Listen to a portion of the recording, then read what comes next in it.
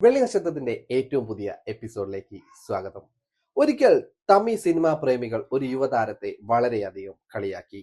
എലിമൂഞ്ചിയെന്നും കറുത്തവനെന്നും കുള്ളനെന്നും വിളിച്ച് അധിക്ഷേപിച്ചു. പിന്നീട് അയാളുടെ അച്ഛന്റെ കയ്യിലെ പൈസ കൊണ്ടാണ് സിനിമയിലെത്തിയത് എന്ന് വരെ പറയുകയുണ്ടായി. എന്നാൽ പിന്നീട് അയാൾ തമിഴ് സിനിമ ഇൻഡസ്ട്രിയെ ഭരിക്കുന്ന വലിയൊരു രാജകുമാരനായി മാറുകയുണ്ടായി. ആരാണെന്നല്ലേ? ഒട്ടും സംശയമില്ലാതെ തന്നെ നമുക്ക് പറയാൻ സാധിക്കും, ഇളയ ദളപതി വിജയ്.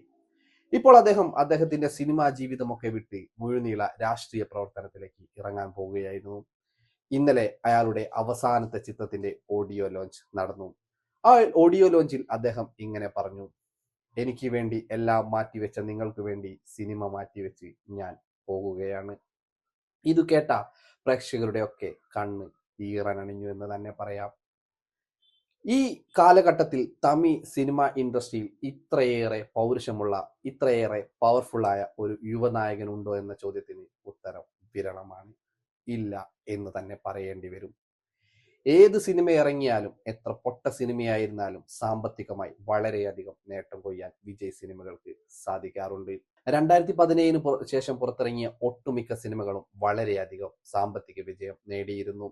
അവസാനമായി പുറത്തിറങ്ങിയ വെങ്കട് പ്രഭുവിന്റെ ചിത്രം തിയേറ്ററിൽ വലിയ പരാജയം നേരിട്ടെങ്കിലും സാമ്പത്തികമായി വളരെയധികം നേട്ടം കൊയ്തു.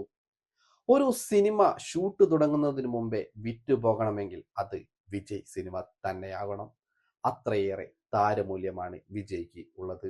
ചുരുക്കി പറഞ്ഞാൽ ഏറ്റവും ആദ്യം 100 കോടി പ്രതിഫലം വാങ്ങിയ നടൻ വിജയ് എന്ന് തന്നെ നമ്മൾക്ക് പറയാൻ സാധിക്കും. വിജയ് തന്റെ അവസാന ചിത്രത്തിന്റെ പ്രഖ്യാപനത്തോടുകൂടി സിനിമ ഇൻഡസ്ട്രി വിട്ടു പോകുന്ന സമയത്ത് ആരാധകർ ഏറെ സങ്കടത്തോടെയാണ് നോക്കി നിൽക്കുന്നത്. നമ്മൾക്ക് വിജയുടെ സിനിമ ജീവിതത്തിലൂടെ ഒന്ന് കണ്ണോടിച്ചു വരാം. തമിഴ് സിനിമയിലെ ജനപ്രിയ നടൻ വിജയുടെ സിനിമാ ജീവിതം 3 പതിറ്റാണ്ടിലേറെ നീണ്ടു നിൽക്കുന്നതാണ്. ബാലതാരമായി തുടങ്ങി തെന്നിന്ത്യൻ സിനിമയിലെ ഏറ്റവും വലിയ താരമൂല്യമുള്ള ദളപതി എന്ന നിലയിലേക്കുള്ള അദ്ദേഹത്തിന്റെ വളർച്ച വളരെയധികം ശ്രദ്ധേയമാണ്. 1984 തന്റെ പിതാവ് എസ്.എ. ചന്ദ്രശേഖർ സംവിധാനം ചെയ്ത് വെട്രി എന്ന സിനിമയിലൂടെയാണ് വിജയ് ക്യാമറയ്ക്ക് മുമ്പിൽ ആദ്യമായി എത്തുന്നത്. തുടർന്ന് കുടുംബം, വസന്തരാഗം, സട്ടം ഒരു വിളയാട്ട് തുടങ്ങിയ ചിത്രങ്ങളിൽ ബാലതാരമായി അദ്ദേഹം അഭിനയിച്ചു. 1992 18-ാം വയസ്സിൽ നാളെയൈ തീർപ്പ് എന്ന ചിത്രത്തിൽ നായകനായി അരങ്ങേറ്റം. എന്നാൽ ഈ ചിത്രം ബോക്സ് ഓഫീസിൽ വലിയ പരാജയമായിരുന്നു നേടിയിരുന്നത്.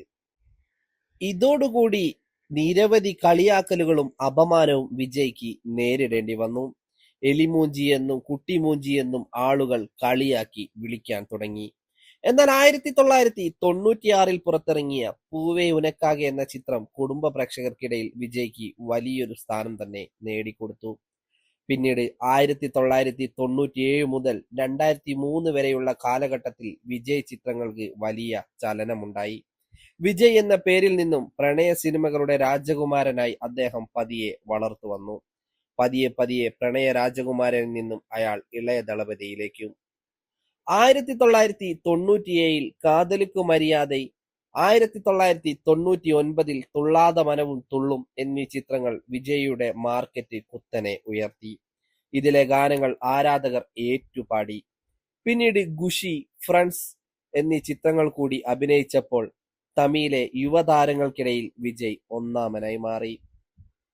2004 മുതൽ വിജയ് മാസ് പരിവേഷമുള്ള നായക കഥാപാത്രങ്ങളായി അഭിനയിച്ചു. 2004 പുറത്തിറങ്ങിയ ഗില്ലി തമിഴ്നാട്ടിലെ സകല റെക്കോർഡുകളും പൊളിച്ചെഴുതി. ഇത് വിജയിയെ സൂപ്പർ താരമാക്കി. പിന്നീട് 2007 പ്രഭുദേവ സംവിധാനം ചെയ്ത പോക്കിരി തെന്നിന്ത്യയാകെ തരംഗമായി. ഇതോടെ ഇളയ ദളപതി എന്ന പേര് ആരാധകർക്കിടയിൽ ഉറച്ചു. ഇതിനിടയിൽ ചില സിനിമകൾ തകർന്നു പോയെങ്കിലും ഭൂരിഭാഗം സിനിമയും സാമ്പത്തിക ലാഭം നേടിയിരുന്നു. സുറ, വേലായുധം, വേട്ടൈക്കാരൻ എല്ലാം ഇത്തരത്തിൽ സാമ്പത്തിക ലാഭം നേടി തിയേറ്ററിൽ പരാജയപ്പെട്ട ചിത്രങ്ങളാണ്.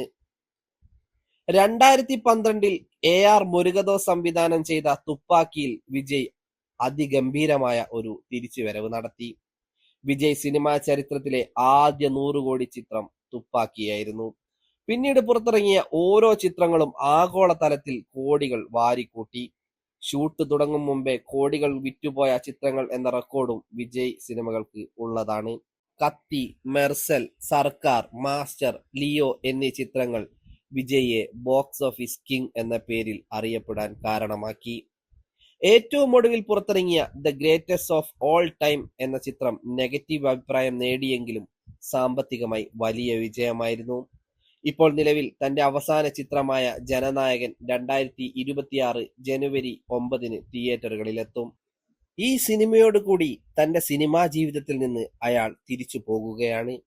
ഇനി തമിഴക വെട്രിക്കഴകം അഥവാ TVK എന്ന തന്റെ രാഷ്ട്രീയ പാർട്ടിയിലൂടെ അയാൾ ജനങ്ങളെ സേവിക്കുവാൻ തയ്യാറെടുക്കുകയാണ്.